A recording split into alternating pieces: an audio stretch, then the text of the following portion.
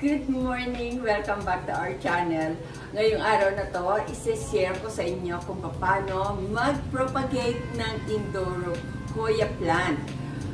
Ito nandito sa ating sampayan pero hindi tayo maglalaba ngayon.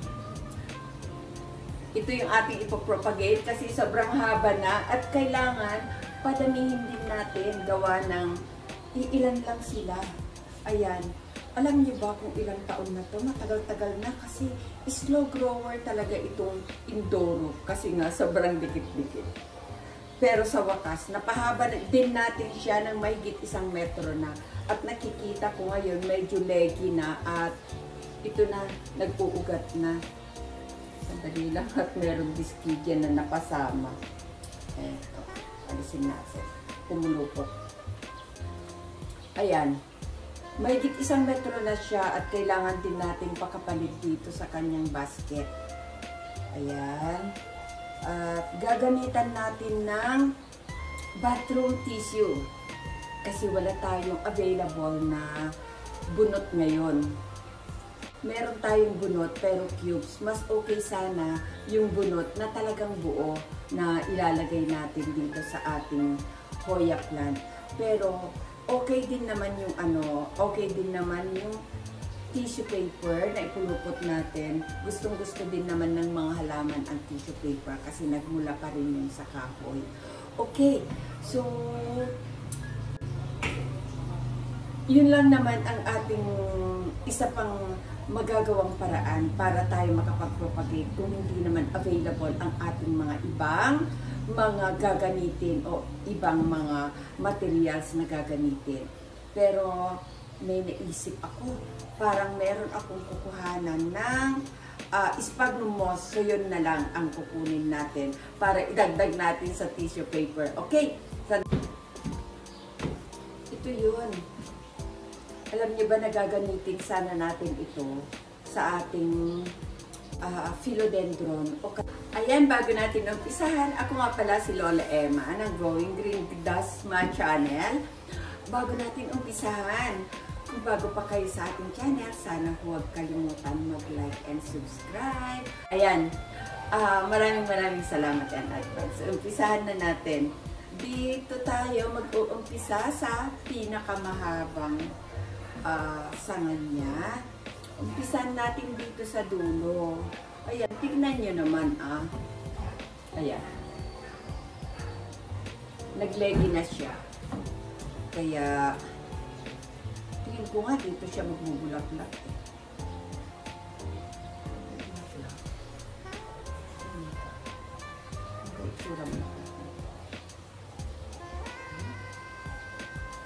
Magbulak-lak siya.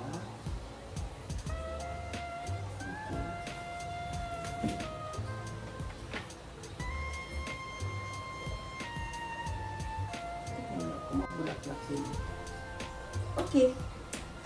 Anyway, kahit na magbulaklak siya, itutuloy niya pa rin naman. Tingin ko magbubulaklak na siya.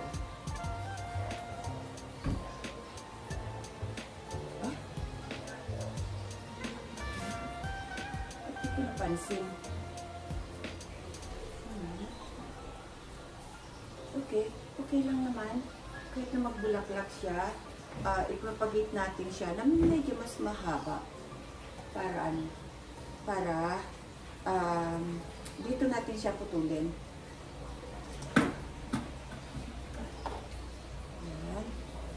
Naka-ready na ang ating tissue paper. Dito natin putulin. Ayan. Bakit kailangan natin tissue paper? Nagdadagta.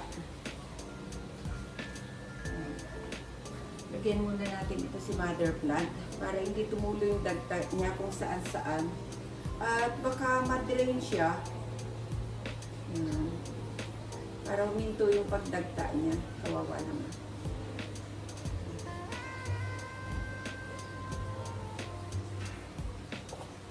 Tapos, ang gagawin natin, saan ilalagay natin?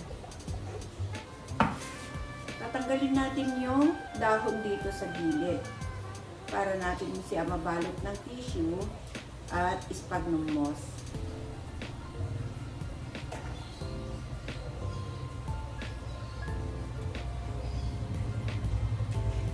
Okay? Ito na siya.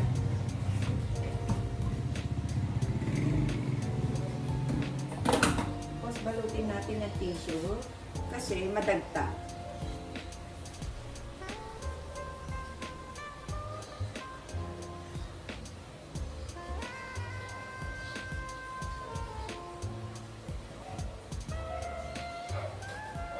Ayan.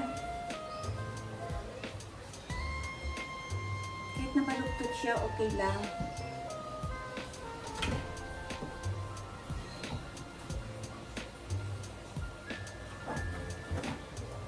Tapos, lagyan na natin itong sphagnum moss.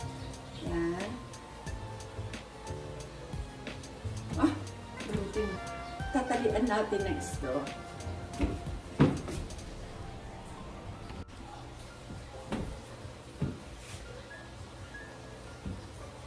Tapos, tatalian na natin. Ang pananali natin, itong straw.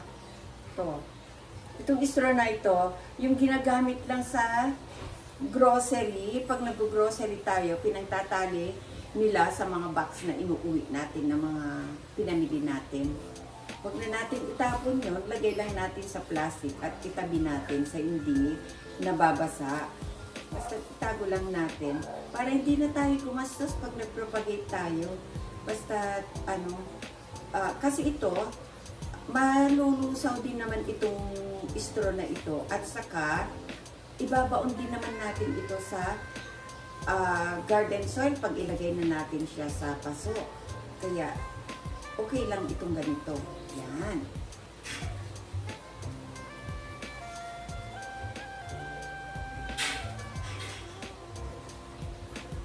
Okay, tapos na tayo sa isa.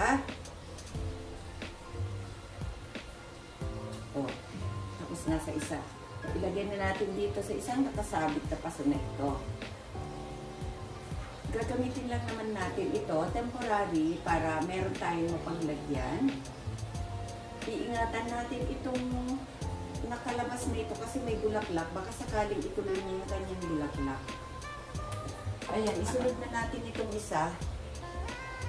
Alam niyo ba nung binili ko to, wala pang isang dagkal ang laki.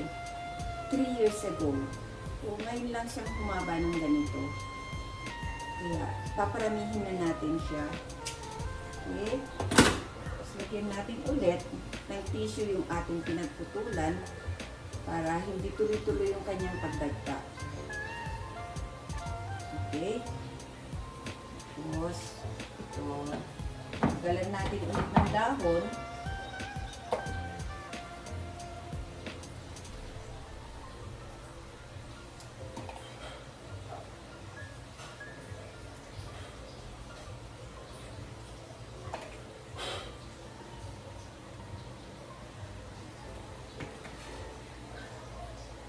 Ayan.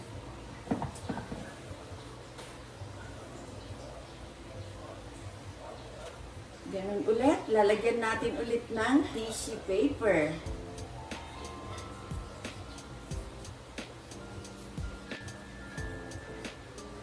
Itong Indorok na ito, pag maliit na binili natin, medyo maselan ito ha.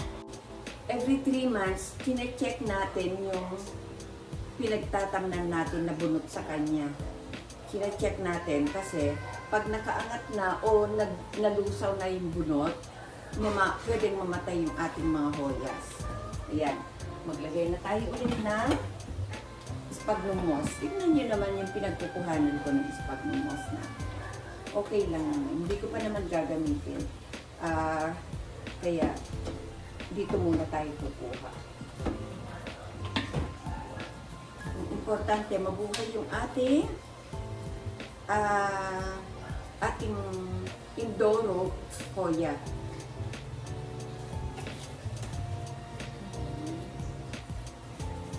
Ganun ulit gagawin natin.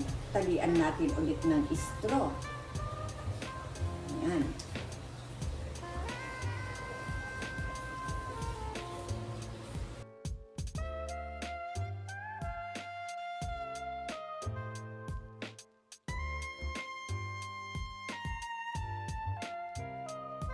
Pero kaya natin ito. Nalaglag. Pwede rin naman natin kapalan ng tissue kung wala talaga tayong magagamit na bunot o sphagnum moss. So, 4 na ito. Gagawa tayo ng 4.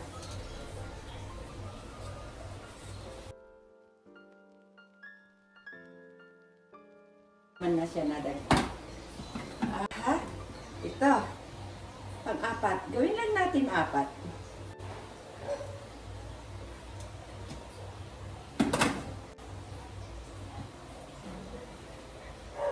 Ayan.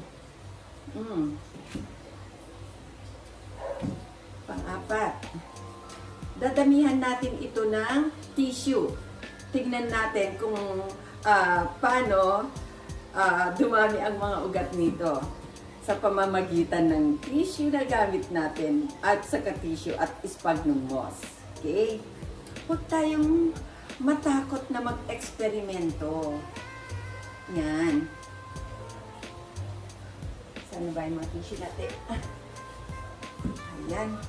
Itong huli, itong pang-4, i-try natin na puro tissue.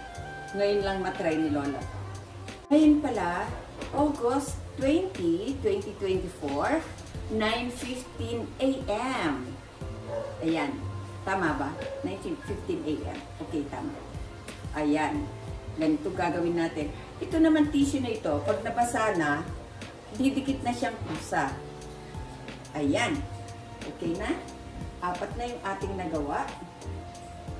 Natanggal yung tissue ng iba. Ito na yung ating nagawa. 4. Ano ito?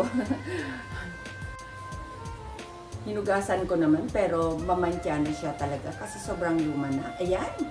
At ito yung ating natapos. 4. I-update ko kayo after 2 weeks. Kung nandyan yung mga dahon, hindi nagyelo o hindi naglagas, mas okay. Pero may mga ibang halaman naman na kahit na naglagas pa yan, uusbong ulit yung panibagong sibol nila. Okay? So, ito na yung mother plant natin. Ayan, maikli na si mother plant. Ito na siya. At ito naman ay sa pangangalaga ko na, kaya tumubo na to. Kasi dati, 2 piraso nung nabili ko.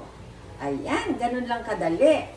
Kaya, maraming salamat ulit sa inyong panonood. Sana huwag kalimutan mag-subscribe at mag-like. Maraming salamat ulit. Happy gardening. Bye-bye!